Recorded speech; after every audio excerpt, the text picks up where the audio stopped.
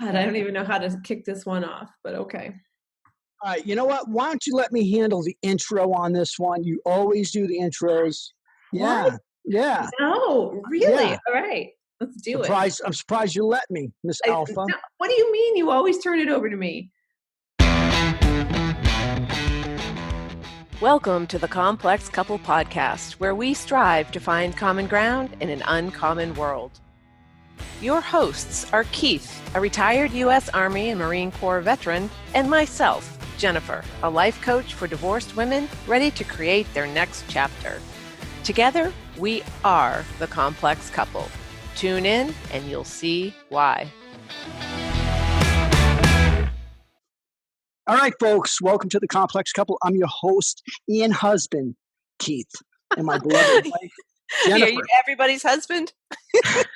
AKA your host and your husband. We have a great podcast today. We're going to be talking about some of the lessons that my beloved had to learn or discover or whatever after her separation, eventually divorce from her ex-spouse. And I think the next podcast, I'll talk about my situation a little bit more in depth. So without further ado, this is my beloved wife, Jennifer. Jennifer, let's go ahead and just start this. Let's ahead, just baby. Jump to it, baby. Jump to it. Give it to us. I'm talking? I thought you were going to ask me a question. Well, no, I have a question, but I want you to just start it. You're a terrible host. Well, no, okay. You know what? I'll go ahead and ask my question, basically. Okay. Prior to your divorce, because this is very important, this is probably more important than after the divorce, is when you're eventually learning that your marriage is headed for failure. And it's something that no one wants to accept. I mean, maybe some people do, but it's a hard pill to swallow, especially when it's the other person who's leaving you. And in my case, my wife wanted out of the marriage, but she didn't want to divorce me. She just wanted out. And I felt it was a kick in the pants to realize that this person I loved was no longer in love with me. Right. And I struggled with that, not for days or weeks or months, but years. I mean, it still stings. So without further ado, start off with basically when you started to realize that maybe things weren't quite the way you wanted them to be, and how you pursued or made the decisions that eventually came to be, and how you felt about those decisions. Okay, well, that's incredibly open-ended, but let me say that in the beginning, I did not want to get divorced at all. And I didn't see a divorce coming. And so when my ex-husband said that he wanted one, I was absolutely devastated. And like you, I mean, that devastation lingered for a long time. And it was years. It was,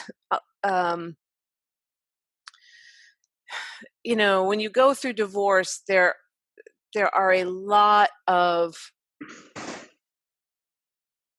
I don't even know what the right terminology is. So when you get divorced, there's a lot of details that you have to work out. There are legal details. There are children details. There are stuff details. And in my case, there were also bankruptcy and foreclosure and losing my house details. And all of that sucks, right? But it's not life or death, right? A lot of people get divorced. This is an experience that, you know, probably millions of people around the world experience. For me, because it was unwanted and because it was unexpected, I really had a crisis of identity. I was no longer the stay-at-home wife and full-time mother that I had adopted as my persona. Like, that is who I was.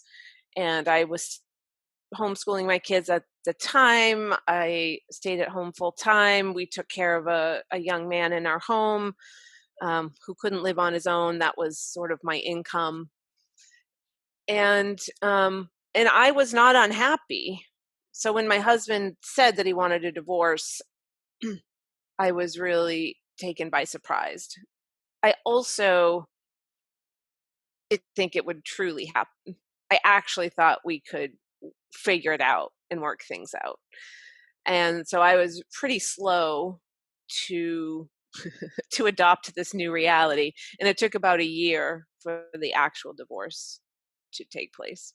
I get like the bankruptcy and the bills and the kids, but what about the sleepless nights? What about second guessing yourself? What about input from close friends? How did that affect you? Did you talk to anyone else about it? Did you keep it hidden inside? Did you quit eating? Were you drinking too much? I mean, what was the psychological impact? Yeah, it was all of the above, to be honest. I couldn't eat, actually. I think I lost something like 30 pounds in 3 months, something like that. Like, just my stomach was tied up in knots. I didn't hmm sleep at all, hmm ever. Not the way you want to lose weight, let's be honest. Probably the worst way to lose No, weight, yeah, you know. that's true. hmm Um, and then I had to maintain some sort of normalcy for my kids. So I didn't want them to see me crying, and I didn't want them um, to think that their dad was a bad person, or it was important to me that they continue to have a really good relationship, even though he wasn't living in the house after a period of time. But feeling 100%, rejected and frustrated and sad and scared and lonely and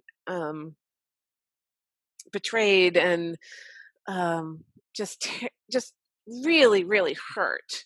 Like, it became a daily challenge to keep that from my kids. I Mm, They were youngish. They were, I think, 9 and 11, and so they weren't super aware of what was going on with me, which was good. hmm But I'm sure I wasn't particularly attentive or on top of my game.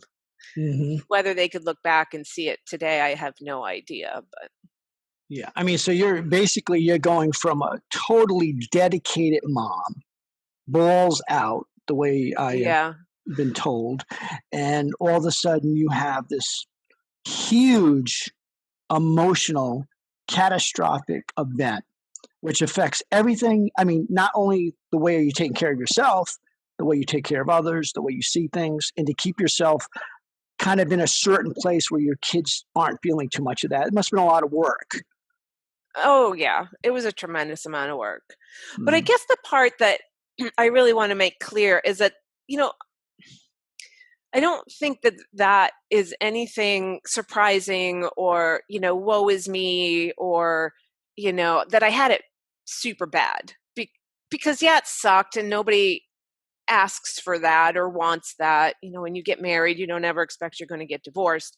To me, it was what happened after my divorce and really putting my life back together that gets a little bit more interesting and a mhm, little bit more, I don't know if compelling is the right word, but mhm, after I finally accepted the fact that I was going to get divorced, and then the divorce actually happened, and all of the legal stuff was done, and the schedule for the kids was, agreed upon, and all of that, I finally felt like the dust had settled, right? Like, so this huge explosion in my life had happened. I took care of business, did what I needed to do. The dust settled. And then I'm sitting in my life going, now what? mhm, Like, who am I? What am I going to do? How do I put this life back together? It doesn't resemble anything I ever thought it would. And it wasn't good enough for me. It mhm, wasn't like just getting by and surviving wasn't good enough. I wanted a good, joyful, happy, adventurous, um, comfortable life. And I had no idea how to do that. Like, how do I get from this place of feeling very devastated and alone and rejected and unlovable to a life that had meaning and value. Like that was the harder part. Hmm. I know what you're saying, and I'm sure a lot of people can relate to that whole idea of like, who the hell am I now? I Yeah. mean, you're still a mother. I was still a mother, but Mhm. I guess the difference was that went from being 110% mother to like 50% mother. I because I was home and they were always home, we were together all of the time, and their dad would go to work and their dad would come home from work, but I never really had anywhere to go to. So Mhm. that's why my identity was so tied up in Mhm. family, is Mhm. because that was all I was doing. So I was 110% in, and then all of a sudden it seemed, it was an evolution, but I had to share or not be with my kids 50% of the time. And then I'm like, what the hell do I do with myself? I Mhm. literally didn't know what to do with myself. Yeah, are you talking about your physical time? Yes, my Mhm. physical time. It Mhm. wasn't like I had hobbies or interests or anything outside the home to Mhm. go to. I had friends, and I did, start meeting a friend from time to time for a drink, but it, or dinner or a walk, things like that. But it didn't come naturally, and most of my friends were still tied up in their families. I mean, it Mhm. wasn't like they had 50% of their time available to spend with me. Yeah. So it's almost like you're almost out of the club, out of the married club. You know what It I mean? does It's like, oh happen. man. Yeah, Yeah. your I mean, couple I. friends end up not inviting you over or not Mhm. wanting to hang out. And I don't fault anybody for that. It's because No. they were our friends, were friends with both of us. But what Yeah. happens a lot of times is the byproduct is that you end up not hanging out with anybody. Yeah. And this is a really important lesson for a lot of people because it's really important to have your hobbies and your goals that you keep, whether or not you're single or married, because those those are the things that are going to save you if you do lose your partner. And that's not just to divorce, that goes to disease, health, and accident. You find yourself waking up one morning and this person that has been everything to you is gone for whatever Hmm. reason. And you don't know what to do with yourself. You know, Yeah, I went through the same thing with Vanessa. When Vanessa was living with me, that's I your was a daughter. yeah, my daughter, my youngest daughter. I was a hands-on. I took her to school. I picked her up. I cooked her supper. We watched TV together. And I loved it. I would never change anything. But there was a price to pay after she left because it took me a little while to say, okay, what do I do now? Right. So how did you finally, you realize this, you feel the gravity of the situation of, oh, what am I going to do? So what do you start doing? What's your course of action? Do you start reading more, counseling? How are you handling Oh this? yeah, I definitely had a therapist for sure. Mm-hmm. And she was wonderful. I loved my therapist. She was so good at helping me shift my perspective on a lot of things. I would recommend therapy for anybody going through any kind of difficult emotional situation. And, I probably went to her for a couple of years, the whole year during the divorce process, and then a whole year after, as I was getting back on my feet. But I did get to a point where I felt like I've outgrown therapy. This has served me and I needed it, but this isn't what I need anymore. And I remember I thought I'd like to find someone who will really help me look forward. Like, who can I get some guidance from to create the life that I want, not just, not help me heal the trauma from the past. I Mm-hmm. found a coach online. She was a law of attraction coach, actually. And I ended up on her email list, her subscription list. And I just started getting weekly emails from this person. And I don't even remember how I found her, when I found her, how I ended up on her email list. But I kept reading her emails, and they just called to me. They just really spoke to me, and I thought, wow, this woman may actually be able to help me. And so I reached out to her, and I had a short consultation, and it was a lot of money at the time. It was a $5,000 investment for the whole year, and I didn't have that kind of money.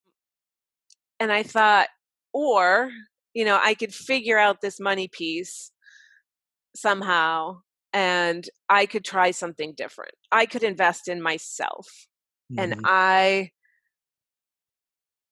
could start working on the life that, even though I don't even know what it is that I want, like, it's got to be better than what I have right now.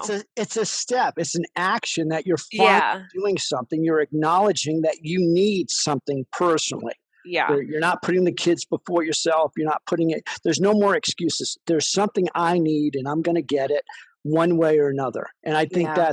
that's a beautiful thing, because you're also an advocate of that now, long after of women and men Right.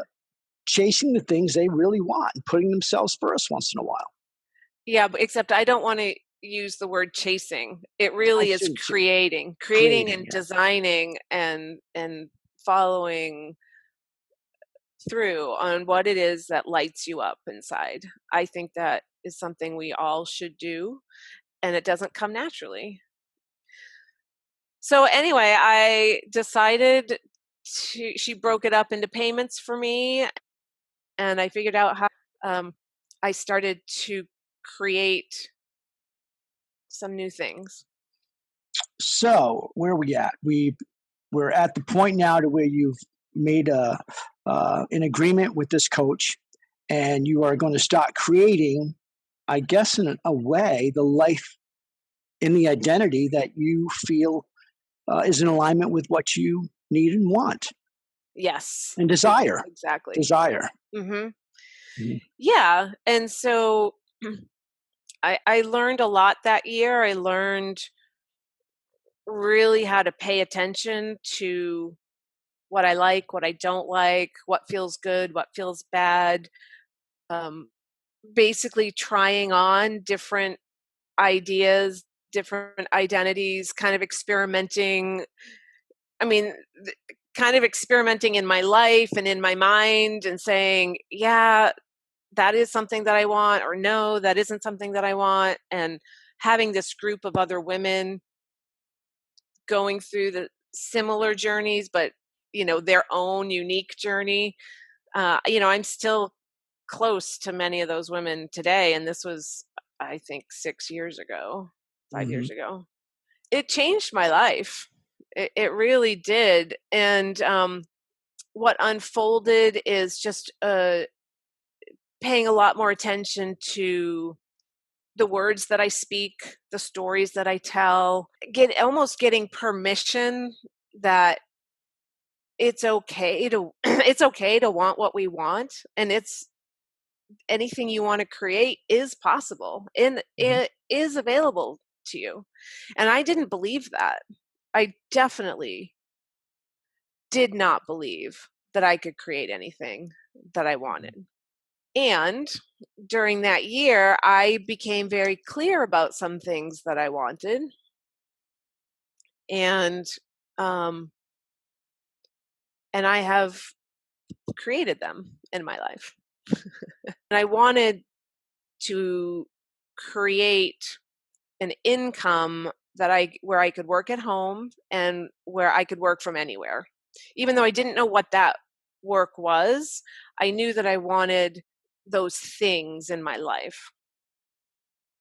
And so before that year was up, I decided that I wanted to be a health coach. And I pursued a health coaching certification, and I put out, I started working part-time, promoting myself as a health coach. And that experience taught me a lot because, on the one hand, that experience gave me what I wanted, right? I was able to work from home. I could do that from anywhere. But on the other, the experience taught me that I loved health and nutrition as a hobby, but that I didn't want to coach people into telling them how they should eat, or how to take care of their health. What was so good about that experience is that my coach helped me realize that wasn't lost time in any way. Like, that experience of pursuing that certification and starting to work with people became very clarifying. So then I knew, oh, that actually isn't what I wanted to do. So it wasn't a failure in the sense that, oh God, I invested time, I invested money, and I'm not going to do it.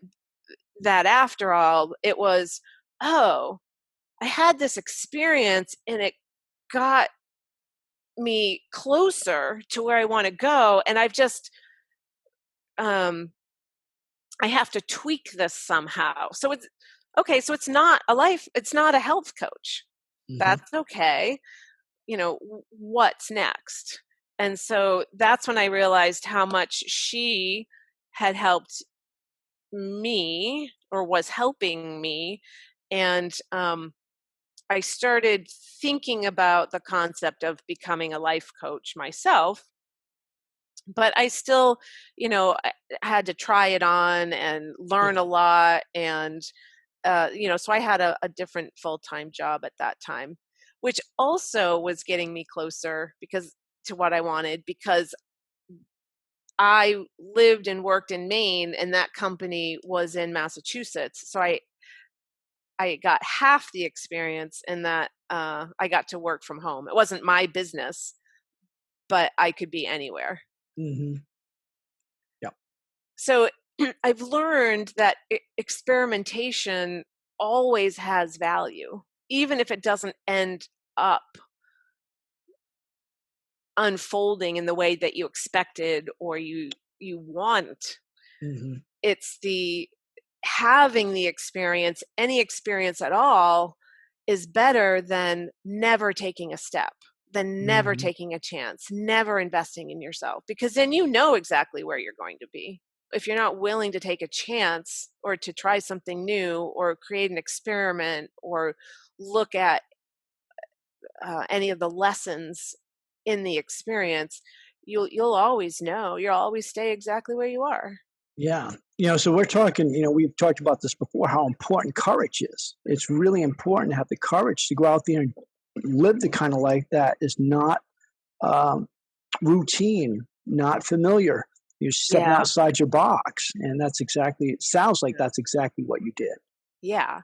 And, over the last 6-7 years, I just keep working on building that comfort with uncertainty, going with the flow, trusting everything is going to be okay, even if I don't know what it is. And I think, how our lives are unfolding with the complex couple is a really good representation of that. And I feel so blessed and thankful that I've found you, who is willing to take those kind of risks and have those kind of experiences and experiments, because it makes my life and our life rich and full and meaningful. And it's harder to do, I think, for a lot of people. As you get older, you just become very regimented. That can happen for sure. I mean, if you looked at the majority of your friends, or the majority of my friends, growing up in the culture that I grew up, very few of them ever had a life that like I lived, ever, wouldn't even dream of it, wouldn't want it, to shake a stick. But it's very funny, as I've gotten older, these same friends that I've known for 25 years or even 15 years come to me and say, damn, I wish I would have did that. I wish I would have did that. And they're in situations now to where they can't do those kind of things. I mean, they choose not to do them. Right. But let's be honest, if you have a lot of responsibilities to a family and kids and Absolutely. it's hard to do. But for you to kind of embrace this journey, I mean, we could pick 3 of your friends right now that I know of that would never do this. Never. They might say, well, I wish I could do it, but I'm not sure if they would. Yeah. And I can name at least 10, of people that I know that would be like, there's no way. And the truth is, if I was still married, I would probably still be living a pretty traditional life and believing that I couldn't do some of the things that I've been able to do. And that would have been okay too, right? Because there's nothing wrong with that. No, and that's one thing that we're both saying. Whichever way you choose to live this life, this existence, we're not pro, or one way or another way. Do whatever makes you happy. We're just sharing, or Jennifer is sharing her experience of having to maybe rethink her journey and make some changes, and as she says, create a life that is meaningful and rich and happy. And I've done I've had some great other experiences that I'm really proud of. I went back to school and got a graduate degree. I learned how to ride a motorcycle and had a motorcycle for a couple of years. I have traveled internationally by myself. I cultivated a self-reliance that I didn't have before, that was missing. And I also cultivated an incredible sense of independence and I can do anything attitude, which served me really well. But then when I met you, ended up being a challenge. Yeah. So I have to say that I think I'm in let me back up. I feel like my identity is a complete 180 today to where it was, say, 10 years ago. I think it was 10 years ago this summer, I got divorced. Okay. And now I feel like my identity is on a path to shifting yet again. And it's probably, or maybe not going to be a 10-year identity change. But now I am recalibrating to, not having to be 100% independent, going back to that model of compromise and dialogue, and sometimes your way, sometimes my way. That hasn't come easily so far, but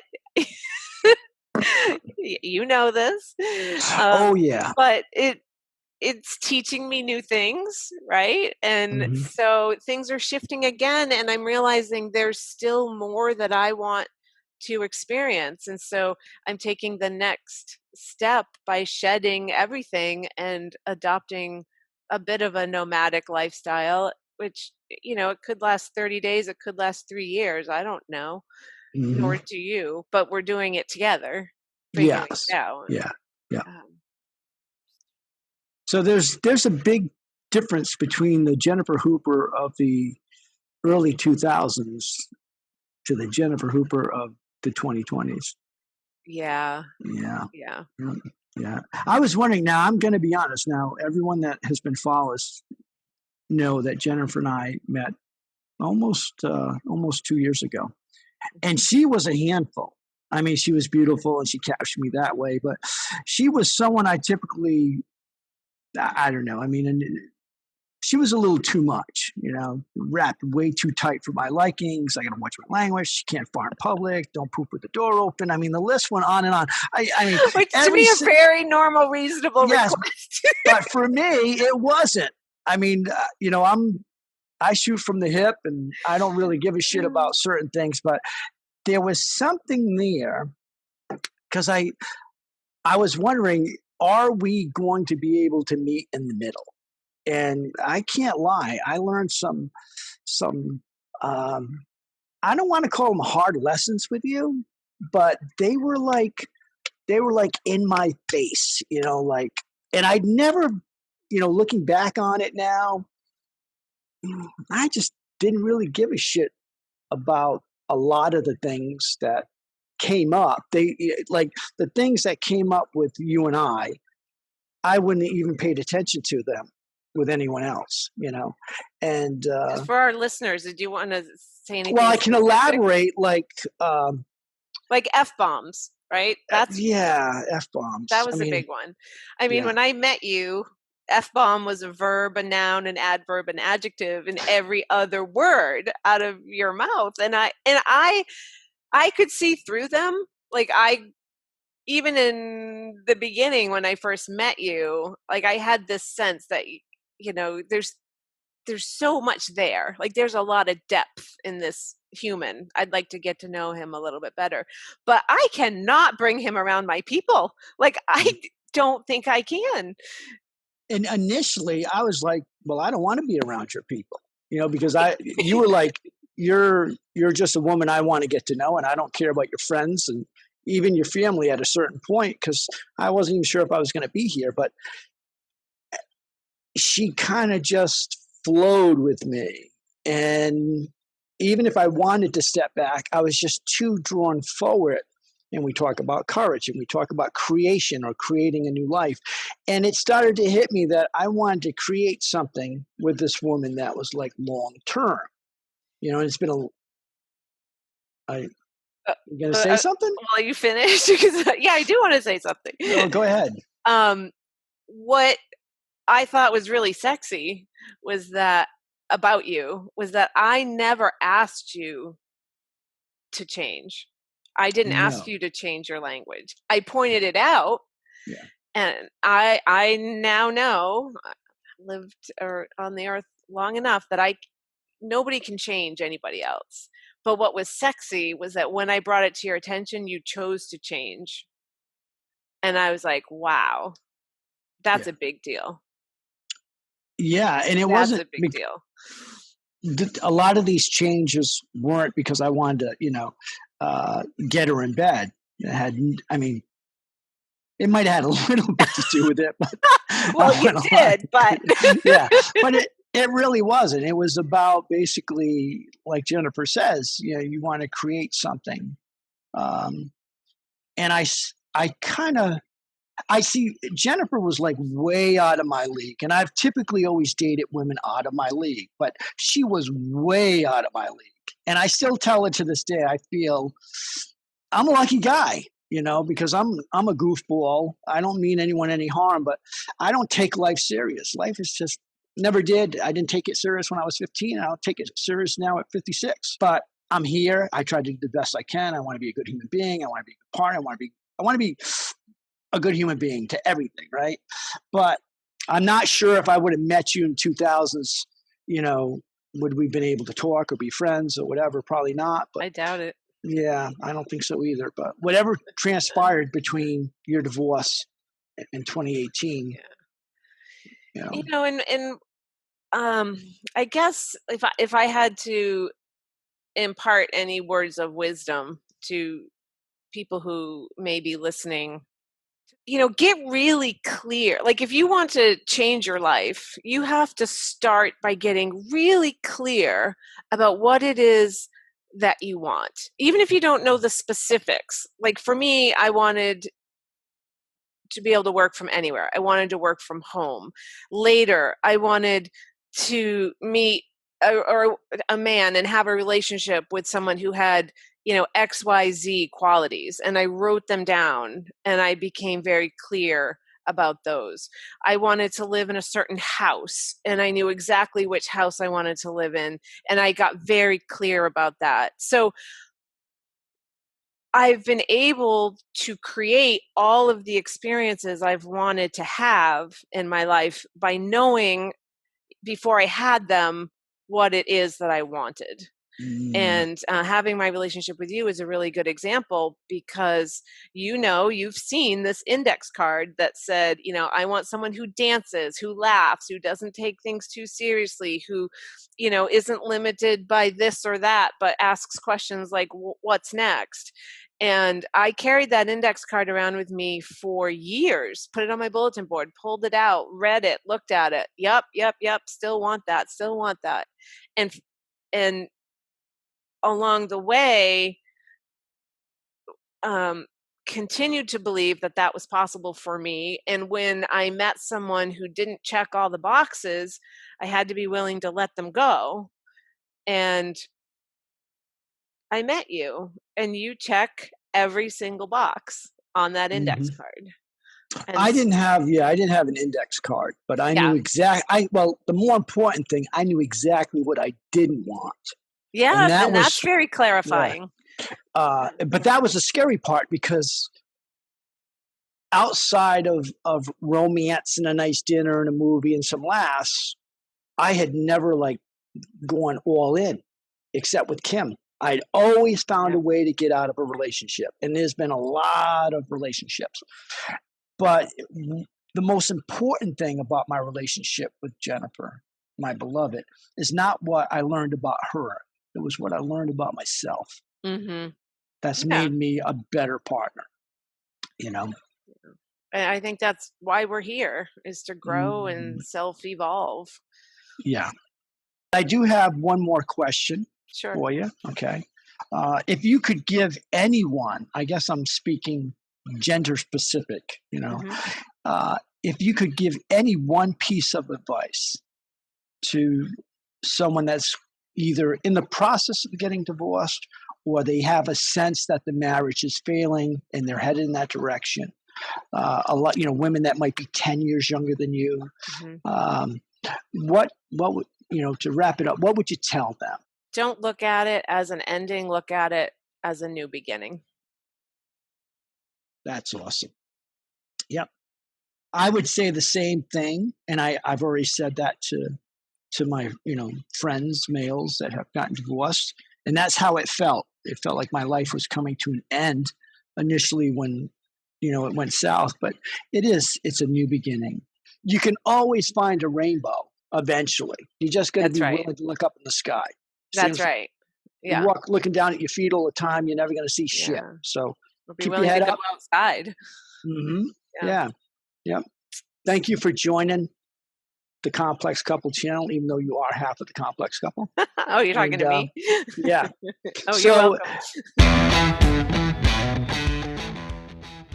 Thank you for listening to the Complex Couple podcast. For our latest t-shirts, tanks, sweatshirts, and stickers, check out merch at thecomplexcouple.com. When you open your wallet, we donate 100% of profit to the National Alliance to End Homelessness. Thanks for tuning in. We'll be back next week.